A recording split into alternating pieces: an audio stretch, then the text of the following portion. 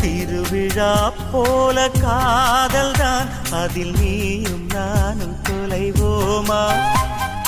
தினசரி செய்தி தாள்களில் நம்மை தேடும் செய்தி தருவோமா?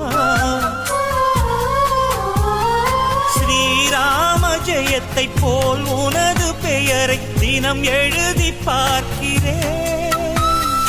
கிளி ஒன்றை வாங்கி உன் பெயரை கூறி தினம் சொல்ல கேட்கிறேன். அடி ஒரு கோடி கொலுசில் உன் கொலுசின் ஓசை உயிர் வரை கேட்கிறதே. உனக்கென பிறந்த